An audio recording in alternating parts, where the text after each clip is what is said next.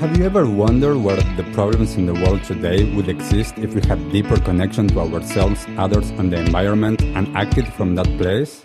Welcome to the Conscious Action Podcast with your host, Brian Berneman, who believe that connection is the key to taking conscious action as individuals and creating a better world.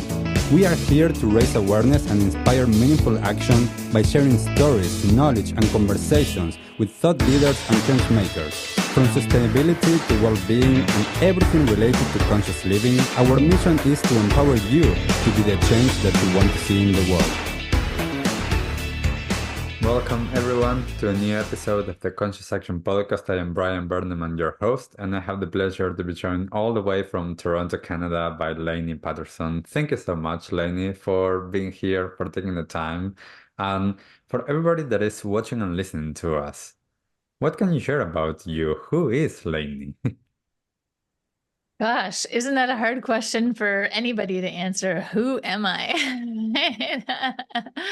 But who am I? I'm so many things. I'm a mama. I'm a proud mama. I think that's my best accomplishment, my favorite accomplishment, my favorite role that I play. And I'm also an award-winning coach and a best-selling author and endlessly curious particularly about healing and energetics, and have an insatiable reading habits. I love reading. I love consuming all kinds of materials, textbooks, books.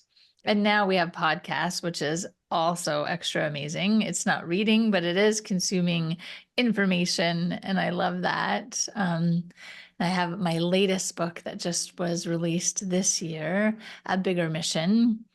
And I'm really, really proud of that. It was a collaborative project, and it's done really well.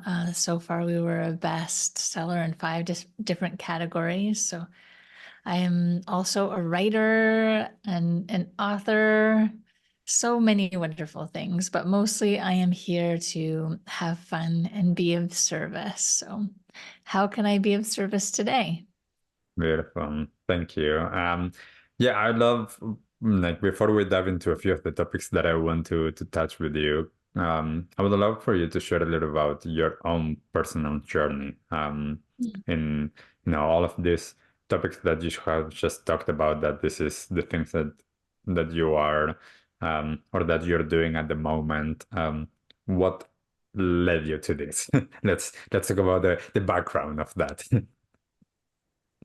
Yeah, probably like people listening, my journey was a long, windy road.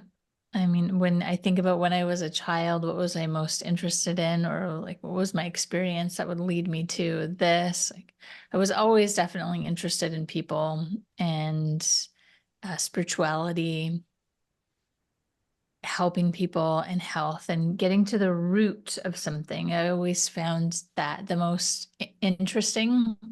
But growing up in chaos with a mom, a teenage mom, she was a teenager when she had my brother and I, and then a young mom when she had my younger brother and sister.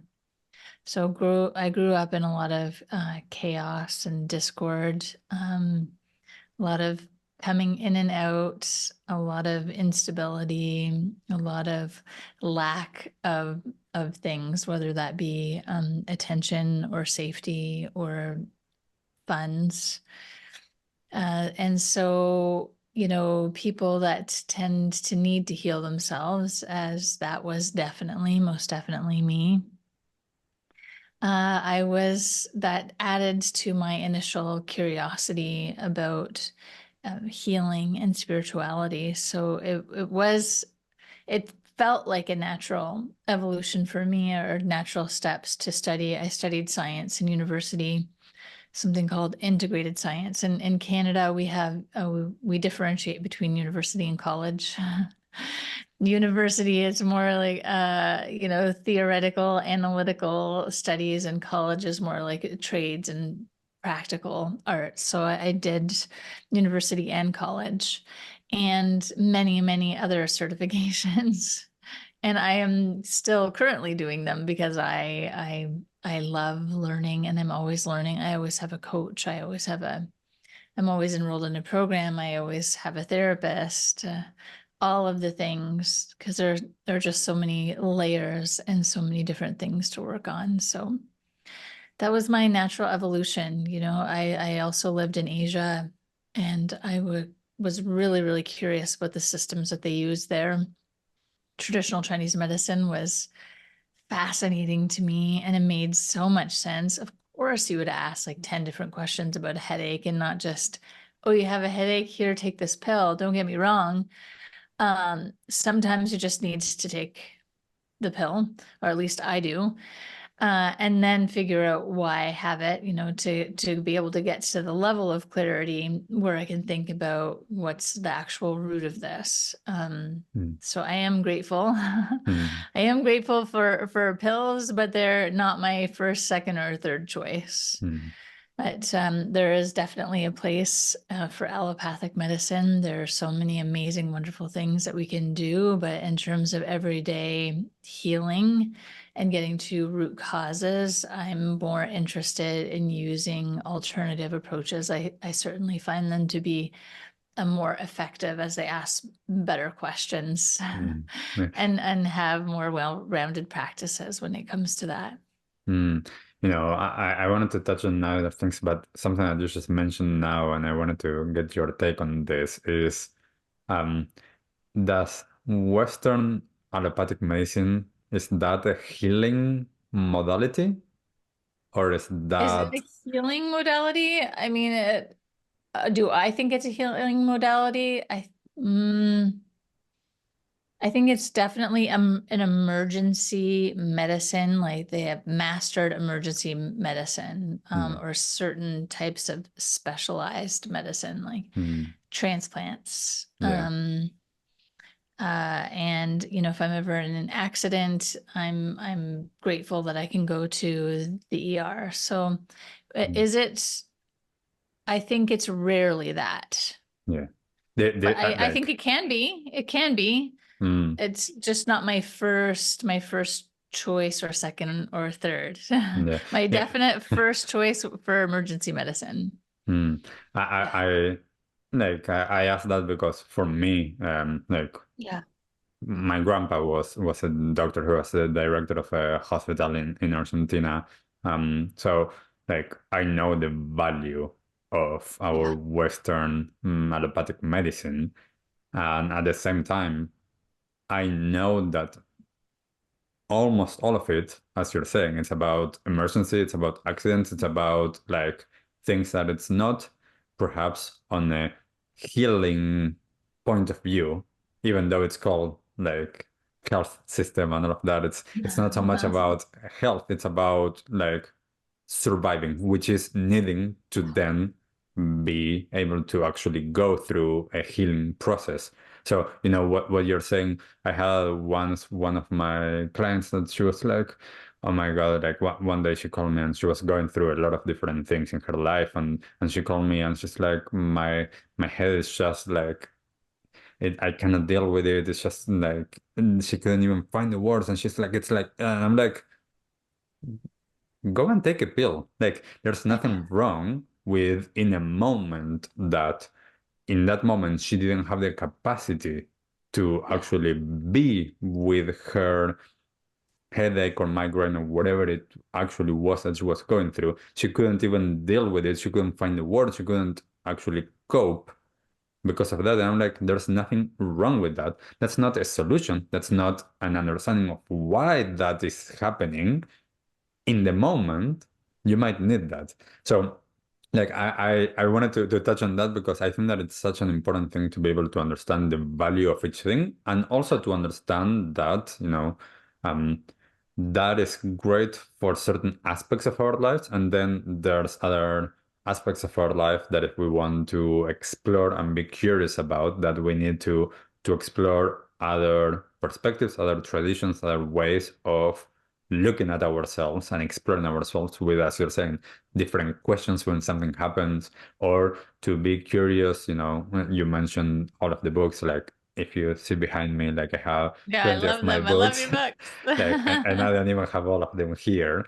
Um, I love that. I love the curiosity, and I find that a lot of times in the process of understanding our own journeys and understanding our healing journey, I find that often curiosity is a big driver for it, and it comes from either a curiosity of the, my life is okay, but there's more, or there's some more depth in life, or then for a majority of people, this isn't working, this life isn't good, what else is there? Yeah. Yeah. I think, well, I think for the most part, there is a lack of curiosity in most people's um, perspective. It's more frustration or fear. So probably not this audience. Probably this is the curious audience, and it's helping people to move from that habitual state of fear or frustration.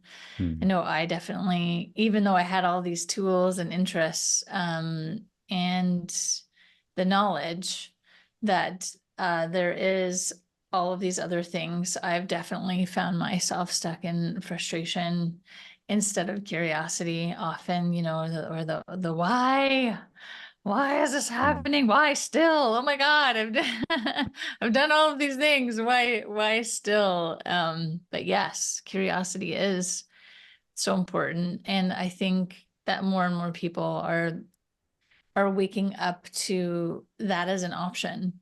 Hmm. And that makes it fun. That makes it fun to be able to, even ask the question that you asked about, like, is allopathic medicine, is that healthcare? Well, it's not. It's not. I guess is the real answer. Like, as a big blanket statement, it's Hmm. not. It can be sometimes, but for the most part, it's not. It's an amazing emergency care. And Hmm. so then what is healthcare? And then how do we do that? And what are the possibilities and options? And that is fun. It's fun to get curious about that because now there are so many possibilities. I mean, it's really endless. We have access to so many traditions, so many different practices, experts. Hmm. It's really, really cool time to be alive if you're a curious person. Yeah. I find a lot of times that I say to a lot of people, this is an amazing time in history. Um, and I get a lot of times people that say like, oh, and they start to point out of the things that are, let's say, wrong going on in the Mm, world. And I'm like, I'm not denying that there's stuff that is going on. I'm just saying the possibilities that are now there haven't been there in the past. Like, if like if someone lived in, let's say, Canada 200 years ago, they couldn't know what was going on in New Zealand or in other parts of the world where there might be someone that was practicing some kind of healing modality or a healing tradition that doesn't exist in Canada. So there was no possibility as there is yeah. now. There wasn't as communication or connection as there is now. And just as now, there were things that weren't optimal in terms of how we live as Oh society or yeah, the for things that sure. are going on. And this Yeah. isn't about denying that there's stuff that is going on. I think that for me, a lot of times is there's stuff going on within me. Of course, there's going to be stuff going on outside in Yeah. society because until we all go through processes of understanding, of healing, of unlearning, rewiring, transforming, that is the same for our society. And the more that we do that for ourselves, the more our society is going to actually change. So I often talk about this, an interesting balance of us as individuals doing our bit, whether that we call it inner work or whether we call it whatever we want to call it, if we all do our Yeah. part, then the collective also does its part because the collective is comprised of us. Yes, I love that. I love that conversation, and I love that work and the knowingness. And it takes some time to really get there to the we are one. And my responsibility really just is to work on myself. I didn't get that for a really long time. Like, it Mm, can't be that I have to help people. And yes, of course, we can help people. We can open doors, we can pay bills, we can hold hands, we can have listening ears and open hearts. But our responsibility and our biggest impact and contribution is in who we are mm, by doing our work, which is then why we would do all those other things just so naturally, because it's just an effortless part of who we are. mm, And how we're all like key codes for each other. Like, we're all this global puzzle, and mm, each piece that gets activated, makes it easier to start seeing where the other pieces go, and then what the whole picture is. And that's the that's the added beauty of doing our individual work, as we start to make the whole picture be more visible, and see things in each other, and be led by each other and inspired by each other. And that's really, really cool. mm.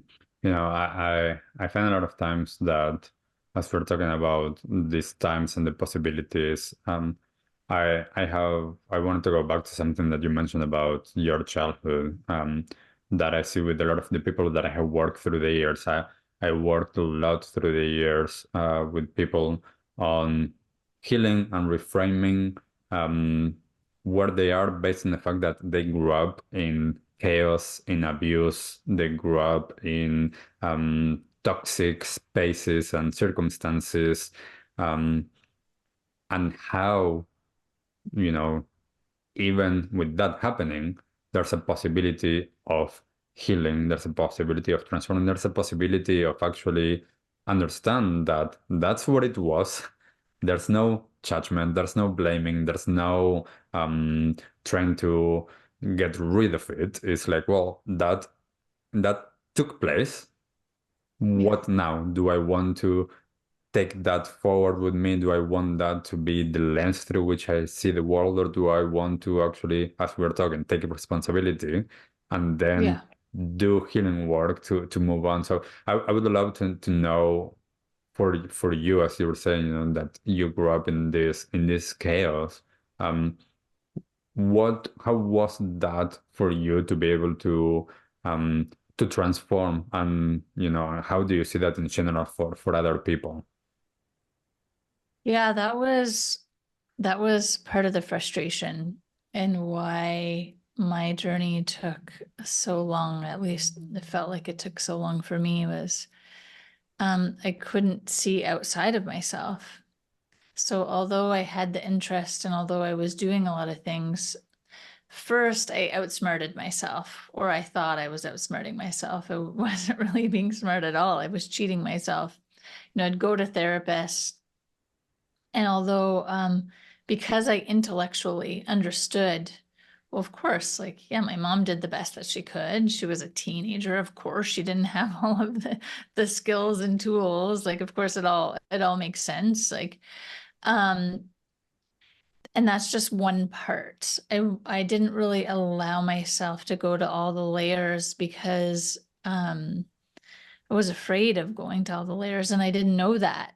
Mm, I didn't know that that was a part of the protection mechanism that I had built in this dissociation, or being able to explain everything or understand everything, mm, that it was a form of dissociation and protection. So it took me a really long time to be able to actually, like, at least 10 years of doing a lot of different modalities and work, and ceremonies, and so many different practitioners that I worked with, because I didn't realize that I wasn't going deep enough, and I was hiding behind my knowledge. mm, So if you're doing that, if you understand something, and yet it's still not changing in your life, then you haven't gone deep enough. Mm. You haven't gone deep enough. And so go deeper. And that looks like being uncomfortable because you have to actually process the things that you've hidden away. Mm. And we all do that. We have uncomfortable experiences, and which are usually coupled with uncomfortable feelings. And instead of allowing ourselves to feel it, we suppress it, and sometimes just that's the form of protection that was necessary in order to be able to emotionally process or not process it, put it away for a time in which we could Mm. process it without short circuiting, so to speak.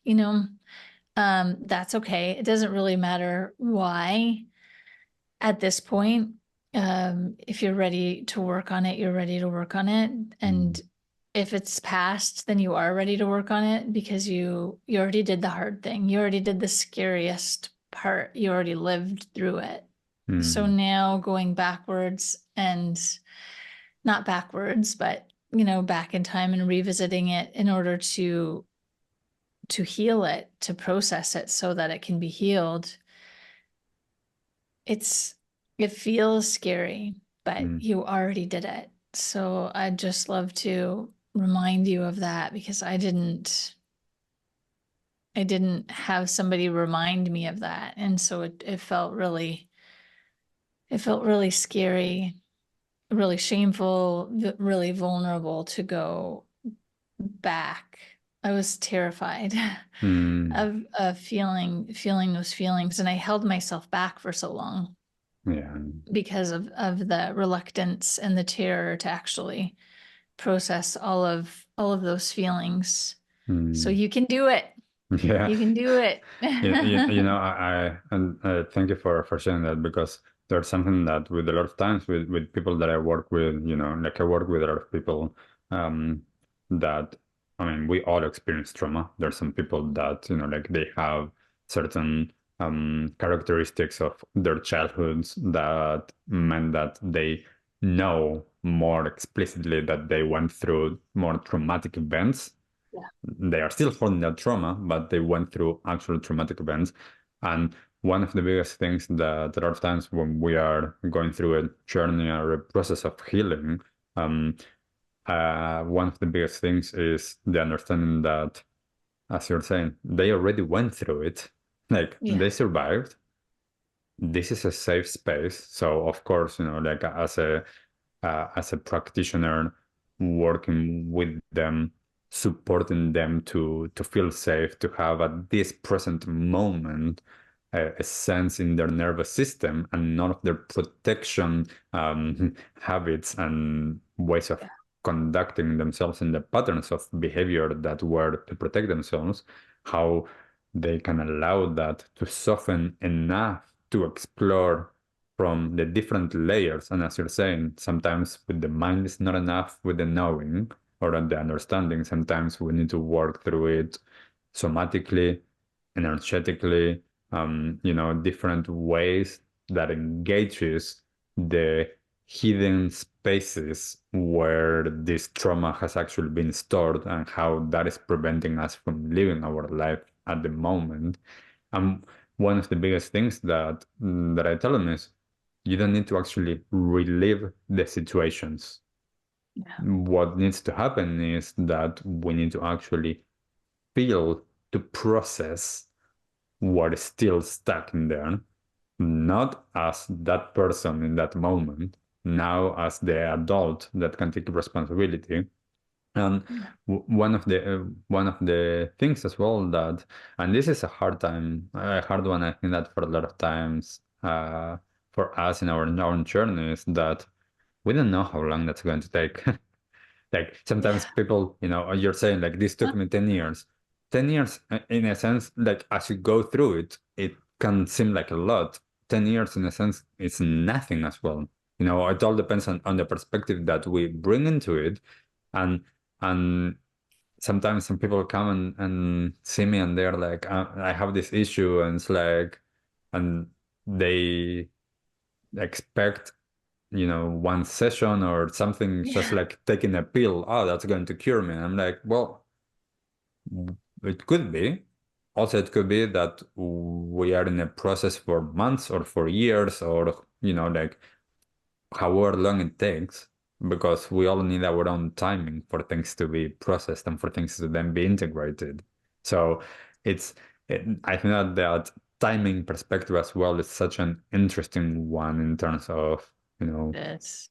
how, like I often say to people that this is a lifetime journey. Like until the moment that I either die or I reach full realization in this lifetime, I'm still healing. Amen to all of that. It's that's the most frustrating thing I think for most people is exactly that time. It's still frustrating for me. I I still fight with myself and the universe and about timing. Yeah, why does it take so long? Why is it taking so long? And then it's that back and forth relationship between that. Yes, surrendering into everything in divine time. What is it that I'm creating? What are my intentions? How many different layers am I clearing? What was my purpose? Like, why did I come here?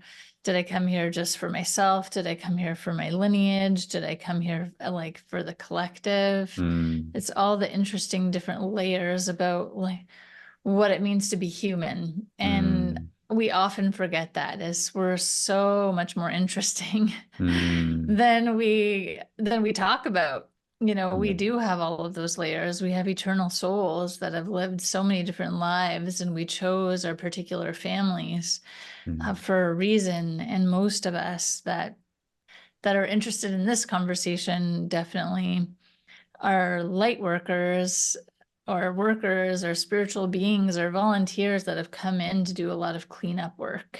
mm, And as much as I know that in my heart, in my being, I still often run into frustration. And that's just a sign that I get to clear that. Okay, great. I have more frustration that I get to clear. So just know that anytime you run into anger, frustration, or, it starts to look a little bit like, why me? mm, That's just an opportunity to clear that next layer. So if you do want to speed up your results, I do think we can speed up our results. It just means that you're really dedicated to doing the work, just like with anything else, If you mm. really wanted to lose 10 pounds in, I don't know, a month, I'm just making stuff up. I don't know if that's actually possible, but it probably is. And you would have to do, a certain protocol to do that. It's the same thing if you're Mm, looking to shift something energetic or emotional. You can speed up your timeline mm, by just doing more work and being really diligent in your practices. mm.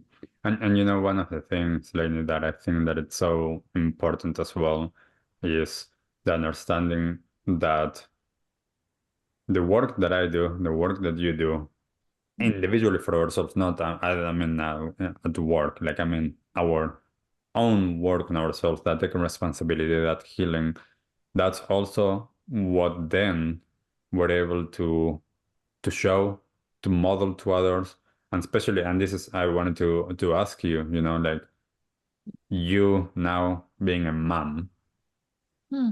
how has this journey influenced the way that you are with your kid? Because, you know, kids, I think that a lot of times kids can be one of our greatest teachers. And at the same time, they can show a lot of the things that we still need to heal. Oh, yes. Being a parent is humbling in in getting to see a reflection of who I am and what it is that I still get to work on. It's definitely an amazing opportunity, and I choose to see that as an opportunity for me to grow. And I have, I think he has accelerated my my journey and my timeline for healing, because he showed me that healing through or by love is possible. So he was diagnosed neurodivergent child. I had a lot of challenges socially with him and with a lot of explosive, violent behavior and a lot of different doctor's appointments and all of those, bringing that allopathic medicine back into the fray here. You know, it was such an interesting dynamic and conversations with different professionals when like examining him and his choices and behaviors, and the questions that they did or didn't ask me about myself and how I was showing up, and about diet and about time outside and movement and electronics and all of these really, really important factors. The most important factors, really. It's not just, you know, how the result is how he's showing up, or, you know, how he's acting out is the language that we use, but really he was just showing me where I was. And I wasn't in a very good place. I was coming off a very challenging separation with his father, and a year and a half in court, and my mom attempting suicide for the fourth time, and being in a different country, and just being a mess in so many different ways. My energetic container, my emotional stability was barely there. But on the outside, I was smiley and okay. But on the inside, I wasn't hiding my energetic tornado from my son. And he was really reflecting that back to me. But it took me a while to take responsibility for that. It took me a while to be able to be in a place where I could look at myself and then starts to recognize that I was actually the problem. And that I got to work on myself and be in integrity with my energy. And what it was I was directing at and towards him, because I was really judgmental of his behavior. I was really scared of his outbursts. I was really angry that, of course, on top of everything else, I have a challenging child. Like, come on, give me a break, God. Like, where's my break? And there was a break there. The break was me, like really looking at me and moving from judgment into love, and seeing how judgmental I was of myself, like, and seeing how judgment showed up everywhere. But I was always hardest on myself, and I was being hardest also on my child in judging him and his behavior. And it healed only from me moving into love. So after a lot of violent outbursts and a lot of different like shameful, I felt a lot of shame, just mostly from the way that I was feeling about my son, and how I noticed that my anger and frustration was really closing my heart down and shutting his heart off, and fracturing our relationship. And he's the most important person in my life. And seeing that, I knew I had to do something different, and I knew I just had to meet him with love. And that was really, really hard. It was really, really hard until it wasn't, until it was easy, because I had to practice not wanting to be right. I had to practice accepting whatever came at me and just saying, I love you, I love you, I love you. Mm. And in doing that, I changed. And in doing that, he changed. And he's a completely different person. And I guess I am too. Mm. Thank you. Thank you for sharing that. One of the things that it's really interesting. I work with a lot of people that they are parents, and a lot of times they ask me like, how can I be a more conscious like dad or like a more conscious mom? Like, what do I do? Like, give me the things, and I'm like, you doing your healing work is what is more important than saying like this is a strategy for like saying these words instead of those words. Your kid as well responds to your energy Mm. more than what we think that they do. Yeah. And when like when we are able to understand, as you're saying, like embracing fully like yourself and moving into that love and moving into the more even than acceptance of what it is fully loving all of it, then you can actually see the change in the kids because they start to respond to where you are now instead of to where you were before. And I think that that's so powerful for any parents that are, listening to this conversation now to understand the impact that as adults we have with our own trauma, wounds, or ways of seeing things, how that has an impact on the next generations. And we can see the shift as we shift, that they shift.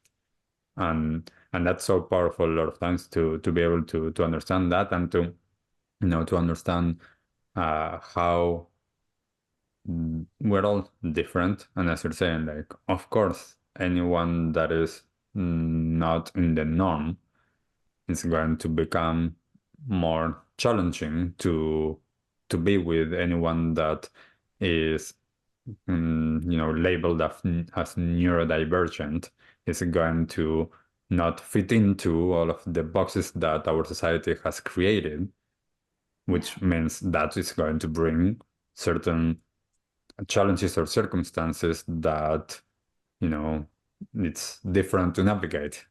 And how you and anyone that is in that situation be with the fact that, well, this is what it is. How is that making me feel? And as you're saying, like, if that's bringing you shame or guilt or whatever, and it's like, oh, like, what what what is behind that is bringing that? Because that's just a kid doing something childlike without an understanding that if there's an outburst, that has an impact on the way that other people might see us, or whatever story we have from Yeah. what we grew up with. And this is the thing that I often say, like to everyone is the kids are not bad, like they're not trying to be malicious. They are just being kids.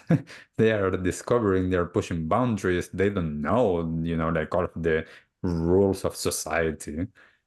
And then the adults are the ones that need to navigate through all of that and to take responsibility for that as well. And yes, it's not always the, easiest thing. Um, it's doable, as you're saying, and taking responsibility, looking at your own healing path and doing something about it. Yeah. Yeah.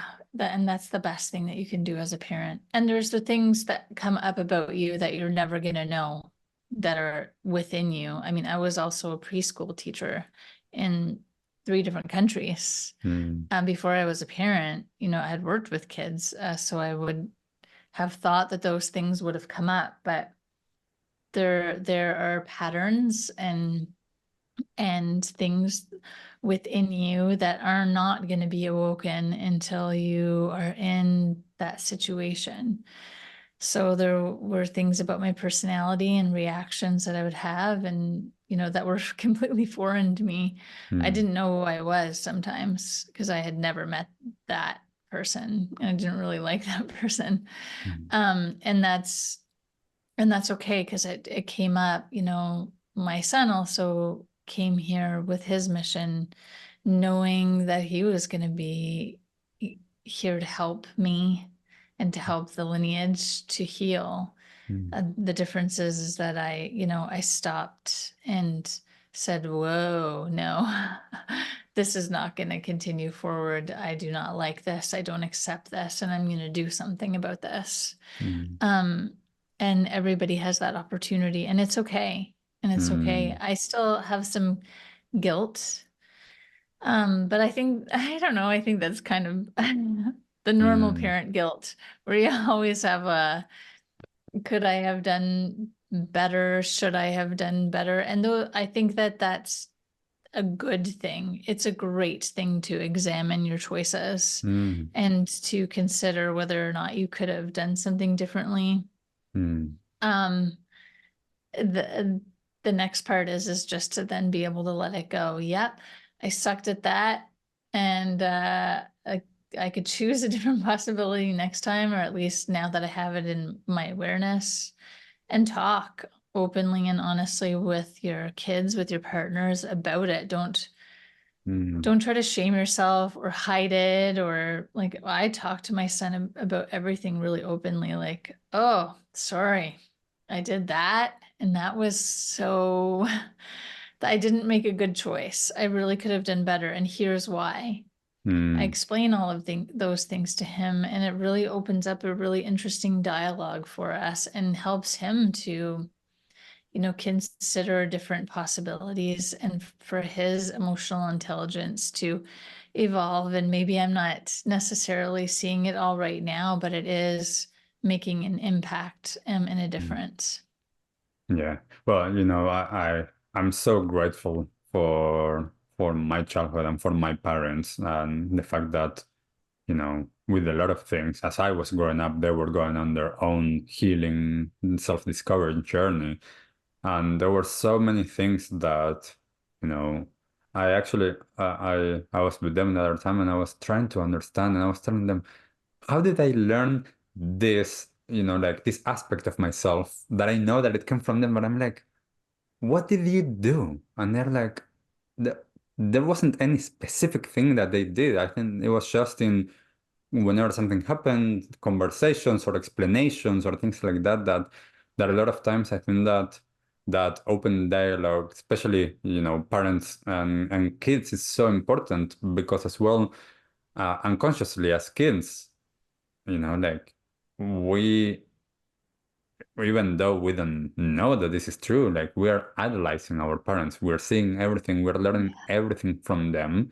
And no one is perfect. We all have our baggage. We all have stuff to work through. Some people take responsibility and do it. Some people don't. It doesn't matter. We are what we are. And if we are able to share and explain that, ah, you know, this happened and this activated this in me, and now with awareness, now I know that there's a different way, as you're saying, of doing this. That doesn't negate what I've done. That doesn't, like take away from the past experience. In that moment, that's what happened. The explanation is so important so that they know it's not about them. It's not that they aren't worthy of love. It's not that they are, bad kids or anything. It's the understanding that there's buttons in all of us that situations or things or sayings or Yeah. words can actually push and triggers and activates something. And once we are going through the healing work, that we start to change the programming and all of the unconscious patterns, then that's when we start to make different choices. And that is a process. So when we're It able is. to share and to explain and to have honest conversations, treating them as actual beings, because a lot of times as well, it's like, they want to understand. They understand. They do. They understand. Yeah. And Mm. it's good that you know that and are sharing that. Yeah, treat your children like like people, like little adults. I mean, they're almost as, there's very few things that I don't talk about with him. Um, because I know that he understands so much more than I give him credit for. And if he's curious about something, I want him to be able to feel safe in asking. And, you know, sometimes I say, well, that's more of a conversation for adults, and here's the reasons why. And so we'll talk about that at another time. Like, you can ask me again, Mm. but I don't want him to feel like there isn't anything that he can't ask. Because really, I mean, all of the things really are, like, violence is a part of life. It's a part of nature. It's a part of being an animal on the planet. There's so much violence around us. Mm. Like, I'm watching like Animal Kingdom, like, Yeah. ah, But you know, the predator and the prey, and but it's so important what you're saying about being able to understand like the how to communicate, because of course it's not the same yes, languaging, it's not the same things, it's not the like it's not the same. We don't want, what treating them as people. That doesn't mean that they have the capacity to process and understand everything as adults. Mhm. So it's not about denying understanding or curiosity. It's about Yes, understanding where not to put the pressure or the burden that is unnecessary for kids to yes, take on, because then and this is one of the things, and that I see it a lot doing family systemic constellation work, that a lot mm, of kids end up actually becoming adults as kids, and then they aren't actually living as children. So there's a huge energetic blockage in there, yeah, and that then has an impact in their future.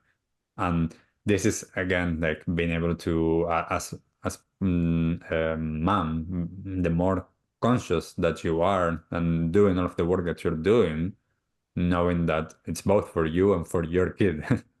yes. Yeah, exactly. And that's a fun, that's just something that you play with and navigate. It's like, when, how much do I talk about? How much do I not? And sometimes he'll just be like, I don't understand. I'm like, okay, great. Then we're complete in talking about this Mm, for right now. We yeah. can move on to something different, you know? Mm, Yeah, yeah. but you can do it. You can, being a parent is really such a great opportunity, and you just start wherever you are, and it's okay. Everything, all the choices that you made and who you were up to this point, it's okay.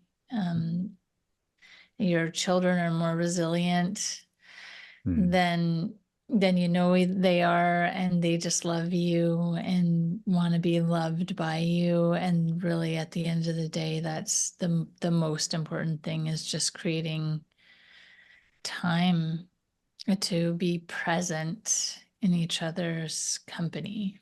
mm, yeah. I think that a lot of times I tell people when I'm teaching, meditation or mindfulness practices, and I will say, go and spend time with kids, whether they're your kids or kids in general. They will call you out when you are not present there. Even if you're physically there, they will call you out when you're not present. So it's a great, great teaching space. Lainne, I'm aware that our time is coming towards an end for this conversation. I would love for you to share with everyone that is listening and watching us, if they are resonating with you and your message. Where can they find you? How can they work with you? So easy to find me. I got really lucky. My website is my name, Lainne, Lainne, Lainne.com. Easy peasy. Just head on over to my website, and you can book a free call if you like, if they're still available. And we can chat, and I can see how I might be able to help you. And if I can't help you, I can certainly give you resources to maybe somebody that can, because the whole motivation and goal is really just to see that you are getting the support that you need, because everybody is so different. And there are so many amazing people. You're amazing. You're an amazing coach, amazing healer. I am amazing, a coach, healer. I have so many people within my circle who are amazing coaches, healers, therapists, practitioners, whatever word you want to use. And thank God for that, right? Because we all resonate and we all need different things at different times in our lives. And the good news is that everything works. Yes. Everything works. Out of all of the different modalities that are there, they all work. It's just finding the right thing at the right time. Like a hammer definitely works, but I'm not going to pick it up when I need a screwdriver. And so it's great to have a bag load of resources that you can be using the right one at the right time. So I know that that's available and possible for you. Beautiful. Thank you, Lainne. So for everyone, lainne.com, I'm going to put the link as well on the show notes so that you can find it easily. So again, if you resonate with Lainne, as you're saying, you know, like we all need something different, someone different to support us in our journey. This is why I always as well share with everyone like I am doing now, because we all resonate with something different. So thank you everyone for listening. As always, leave us a comment in this, whatever it is that you're finding this episode. What resonated with you? What did you hear? Any insights, any learnings? I just want to know about how this is impacting your life as well. So thank you for being there. And thank you, Lainne, so much for taking the time to share with me as well here. Thank you so much for having me. And thank you everyone for listening, and we'll see you all in the next episode. Bye. Bye. What did you like the most about this episode? Take a moment to think about what change you can make in your life today. Share your conscious action on social media using #ConsciousAction and tagging @ConsciousActionNZ so we can celebrate your impact on the world and create a ripple effect.